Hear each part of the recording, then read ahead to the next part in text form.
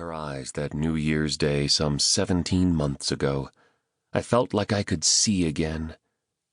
The fog lifted off my soul, and for the first time since our son had died and she had gone to sleep, some 4 months, 16 days, 18 hours, and 19 minutes earlier, I took a breath deep enough to fill both my lungs. I knelt and placed her hand in mine, and the tears and tremors I'd been holding back bubbled up and out. In truth, I cried like a baby. She did too. A long time passed, but neither of us spoke. At least not with words. Besides, just what would I say? Where would I begin? Finally she managed a hoarse whisper. "Missed you." It took me a second. "Me too." She swallowed and tilted her head. "How long?" I shrugged and swallowed hard again, wanting to break it to her gently. "Couple of months." She patted the bed, then shook her head, the tears spilling down the lines of her nose. "I knew when you were here. Each time I tried to wake up, but—" She ran her fingers across the scar on my arm. A puzzled look appeared on her face, and she started to speak again. I stopped her. "Shh." I placed my finger to her lips, and she reached for me.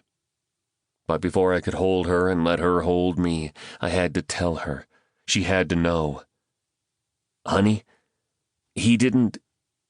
I mean..." She nodded. "I know."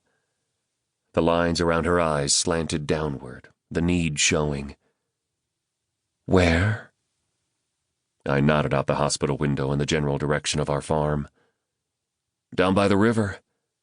I bit my lip, trying to gauge her response. "Amos and we..." She reached again, and this time I let her pull me toward her, her breath washing my face, her eyes searching mine.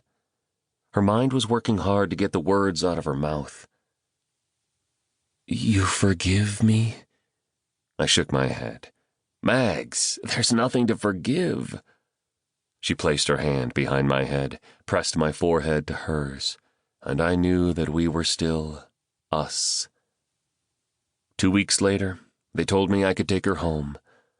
Word spread, and even staff members who weren't scheduled to work packed the hallways to see her off and wish us well. Their faces and eyes suggested both a homecoming and a sending off. I'd have taken either one. I pulled the truck around in front of the hospital, pushed the wheelchair into her hospital room, and for the first time since she woke up, wore something other than running shoes to the hospital. Maggie took one look at my feet and said, "Nice boots." She never did miss much. "Blue picked them out." She sat in the chair. "How's Pinky like them?" "About the same." To much applause and too many cameras, I wheeled her out of the hospital and up to the side of an orange truck she'd never seen. She eyed the truck, then me, but didn't say a word until we drove off.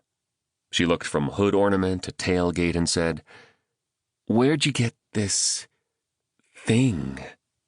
"Jake's." She put her feet up on the dashboard, looked again at mine, and then leaned back against the headrest.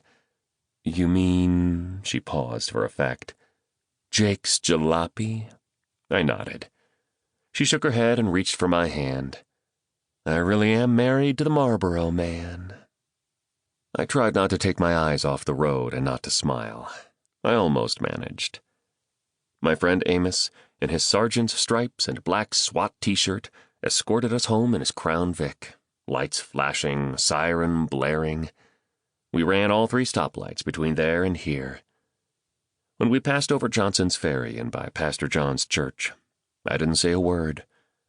Mags and I had a lot of talking to do, but neither of these was the place to begin. We came into the drive and I circled the house around back. Maggie put her hand on mine and nodded toward the big oak down at the river. "That'd be a good place to start." I parked the truck in the shade and helped her out, and she stood next to the grave, propped between me on one side and her cane on the other. She knelt on the grave and kissed the stone-cold face of her son.